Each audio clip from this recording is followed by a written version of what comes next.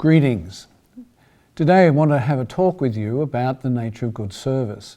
We all want to provide a good service, and ultimately the nature and the quality of our service is very dependent on how the practitioners perform. What is it the direct support workers are doing that's going to be effective? And what role do managers play in helping their practitioners to be at their best? This is a topic we want to have a look at today. So if practitioner ability defines the quality of a service, what might a manager be able to do to enhance that ability? Well, the first thing that managers would have to know is what the needs are of the people that are being served, what their identity is, what areas of vulnerability exist, and to know, therefore, the people very well. Secondly, they'd need to know then the role that is to be performed by the practitioner and the talents needed to perform that role. They'd need to be able to recognize that talent when they're recruiting for it. So to recruit for talent rather than just experience and training. What talent is required, and can the manager recognize it when it walks in the door? After all, good managers can spot talent that even the person themselves is unaware that they actually have. You are then matching that talent to the person that is being supported, and therefore providing a very good sense of match. And part of that match is to provide clear outcomes then to the practitioner as to what it is they're to achieve. Do they know what they are there for? Is that clear to them? Rather than just a general sense of support. And the final feature, of course, is then to resource that practitioner to be able to do their job well.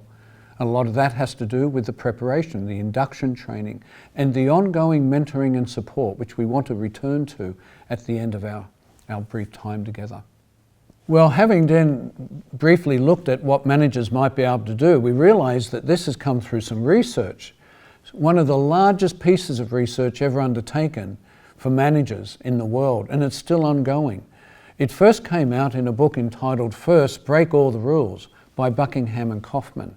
They had looked at thousands of managers and their behaviour, and also the results of their behaviour on workers and how those workers felt about their manager and the kind of performance that they were able to fulfil. It's a worthwhile read, and I'd recommend that you track it down and have a good look at that. What we find is that many managers kind of default to a way of working on a day-to-day basis, taking care of crises that arise, recruiting staff and emergency fill-in replacements of these kind of things. And so very reactionary mode. And what it can mean for the service recipient is, rather than a service of high quality, it's essentially a life on hold while the service tries to sort out its problems. And so this isn't the mark of a very good service. This kind of reactionary, retreating to administration, to reporting, to surveillance. So what might we do about this? So these constant daily demands often push attention away from the people being served and from the staff who support them. Instead, it kind of retreats then into this churning of action, keeping our head above water, a kind of low-level crisis that exists. And under these conditions, sometimes accidents and tragedies begin to occur. People who choke on their food, situations where medication is mishandled, where people don't know who are coming to support them and begin to panic, and whose behaviour begins to deteriorate because they don't know what's going on. And that often leads to people being moved into more and more restrictive environments. This is tragic both for the people being served and for the people who serve them. In response to this, systems often introduce and wish to introduce simply greater levels of surveillance and paperwork and reporting. And this almost never works. In fact, we already know that all of this additional reporting has no positive effect upon the people being served. None. And yet this is what we continue to do, even though we might claim this is evidence-based practice, when there's no evidence for doing these kind of things.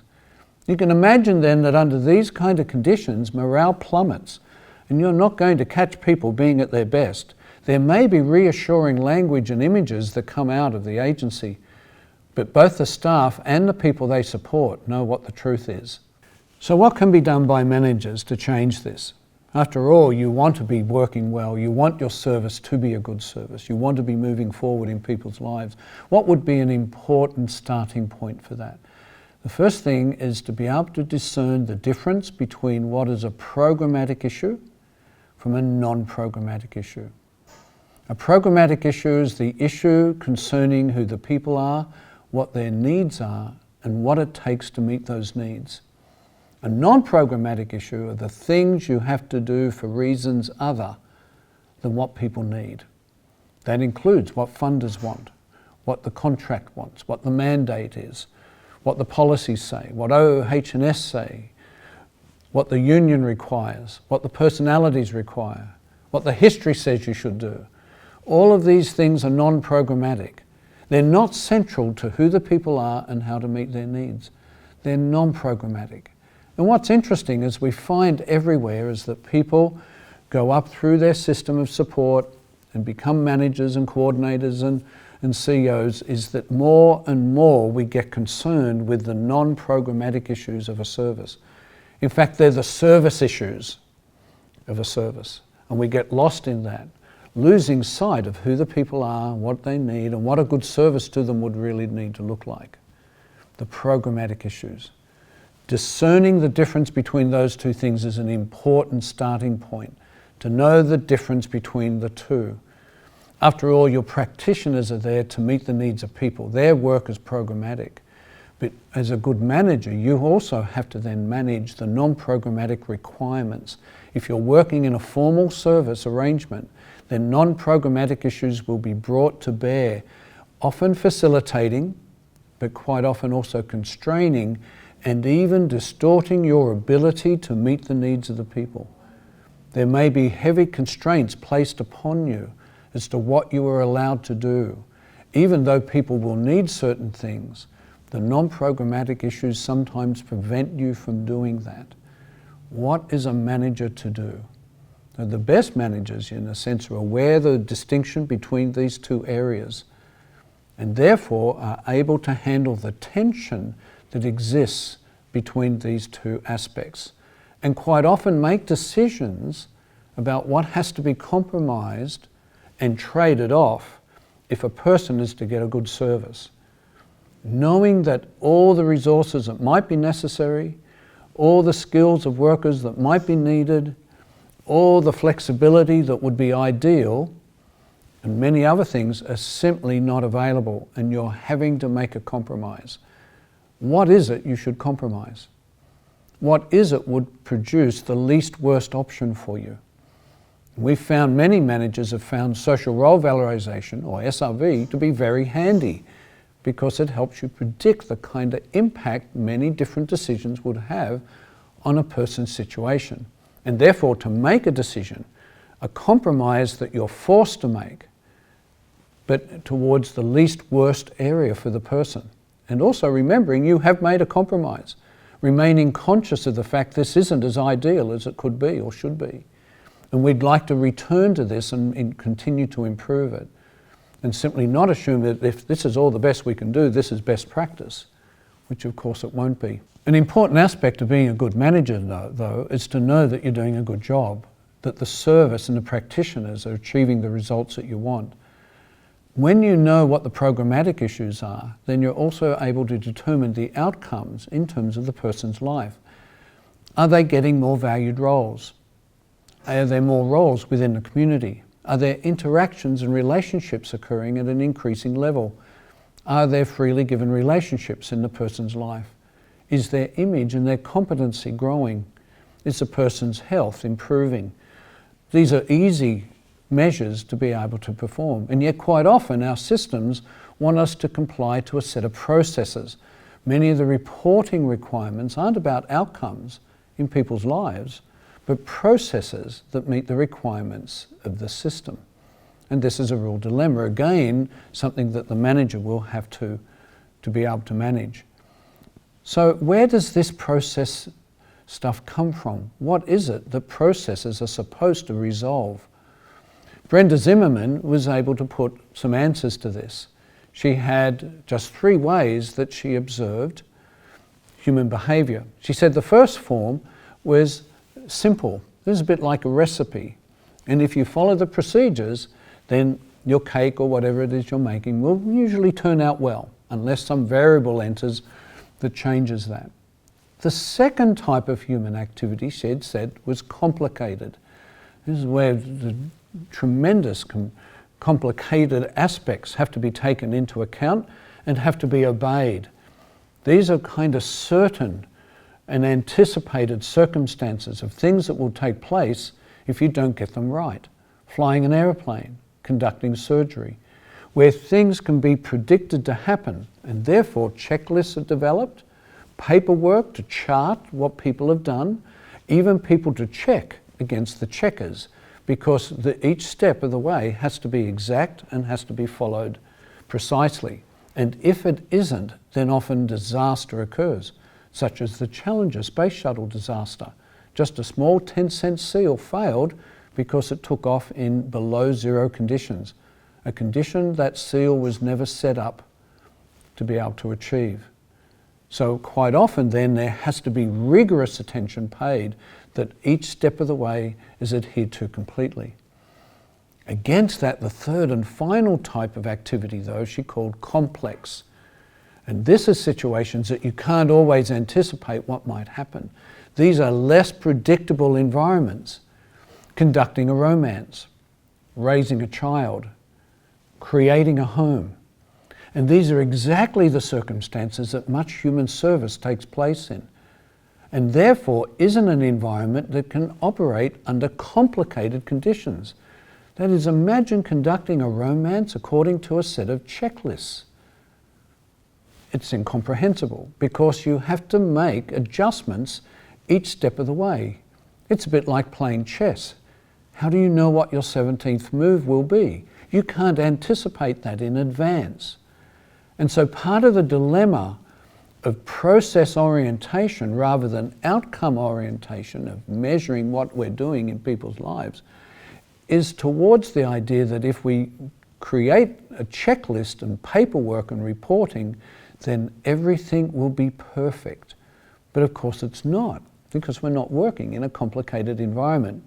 We're working in a complex one for the most part.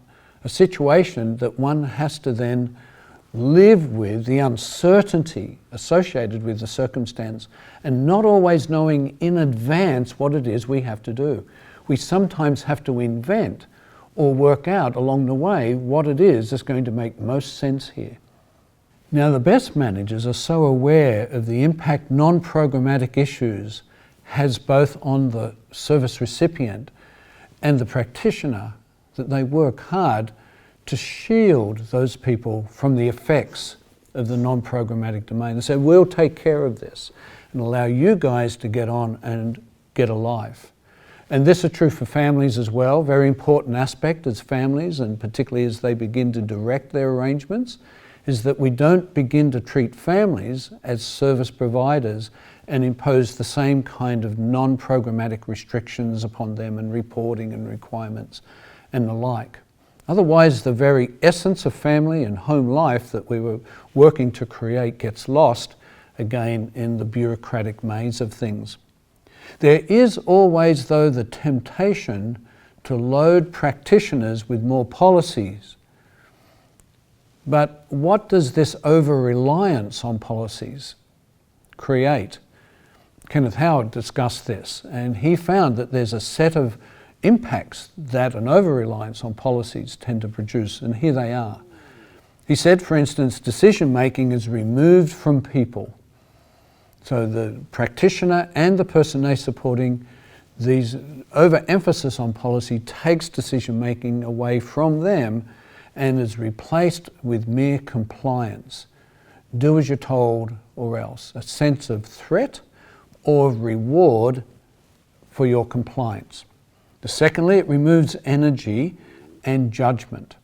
So these things tend to enervate people, doesn't enliven them, tends to dissipate their energy, and they're not allowed to make judgments. When energy and judgment is exactly the thing that's needed to make this successful. Thirdly, it ends up regulating to very precise dictates. Part of that complicated aspect is thinking this is like surgery. You have to get it exactly right. But general life is not like that. And therefore it undermines the original intention. The original intention was to get a life, to have a home, to have a job, a place in a community, and now we've got all these precise rulings. It means that principles, like using principles for people to be treated like everybody else, get valued social roles, ends up being replaced by low-level dictates.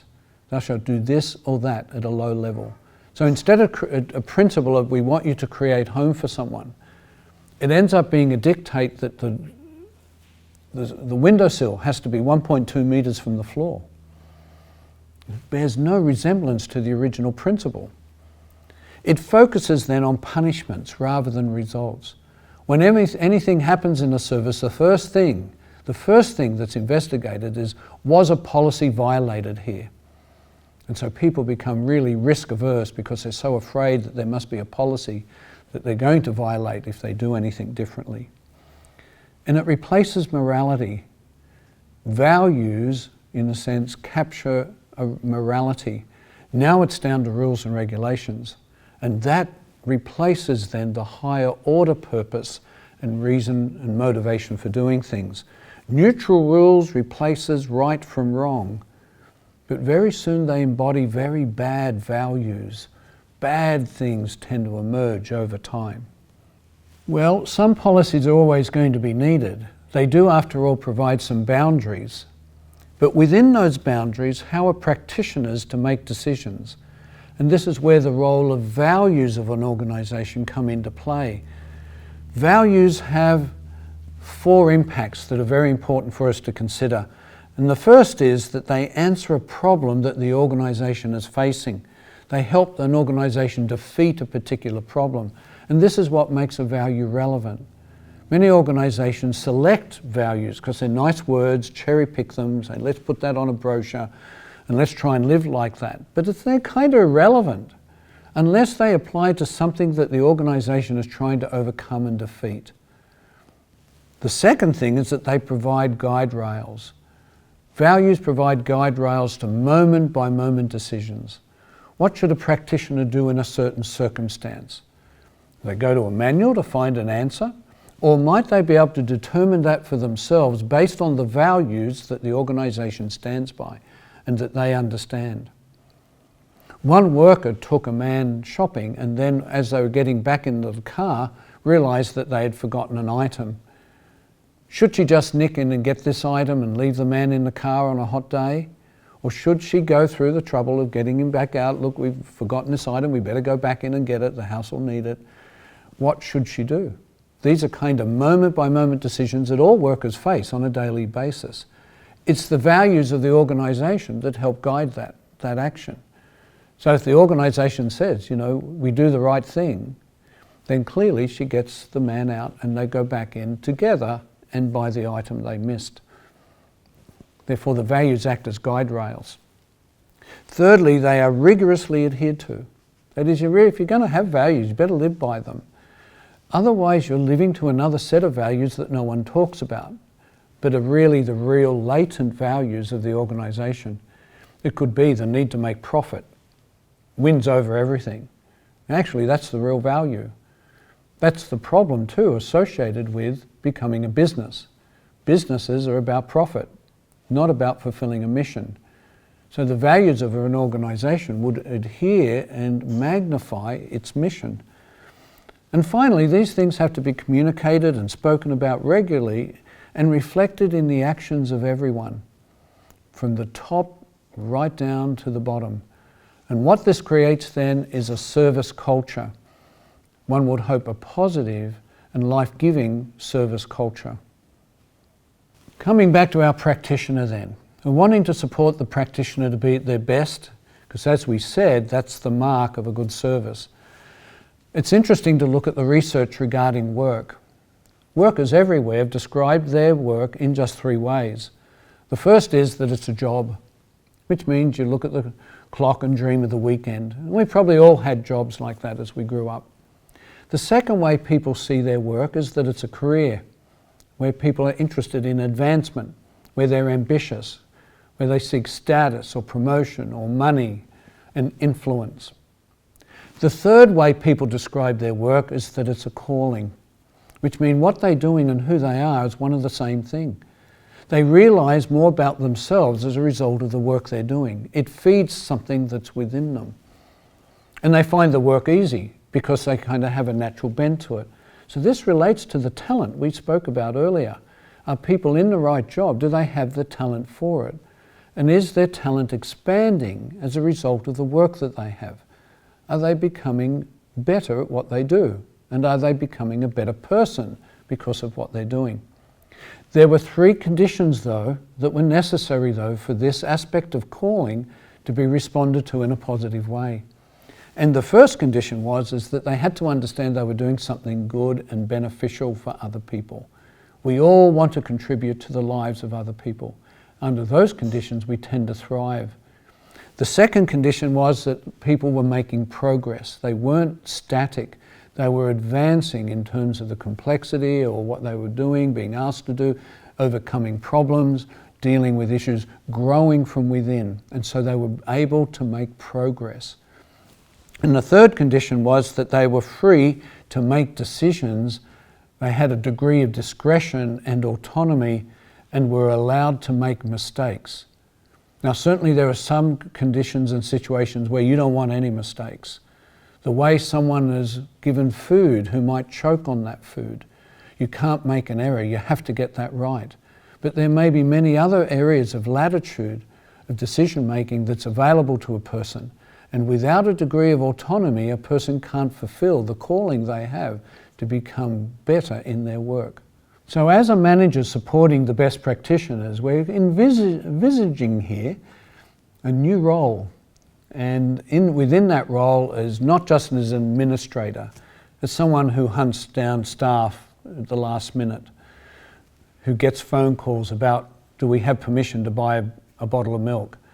It's about the ability to mentor and feed your practitioners to be at their best and to walk alongside them as they walk alongside the people being supported. So you need some resources. As they pull upon your resources, what resources will you pull upon in order to be able to facilitate this? I've been working with an agency in Tasmania called Northwest Residential Support Services. And we were looking at this problem of how to facilitate resources to managers who are feeding and supporting their practitioners as they supported people.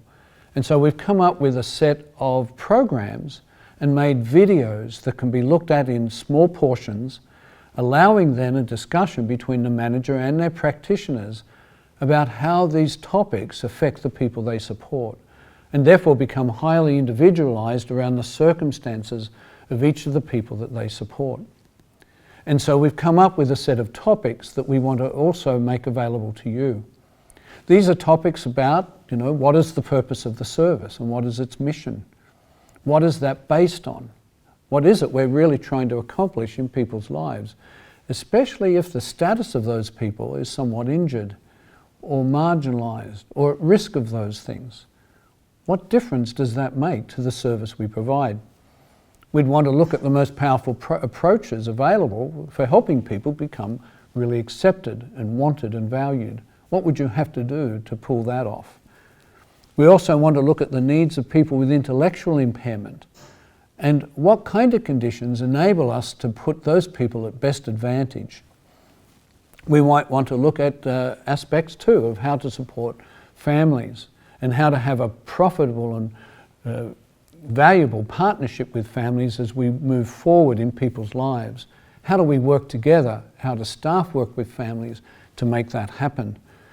How do we build a team? And how do we bring about change?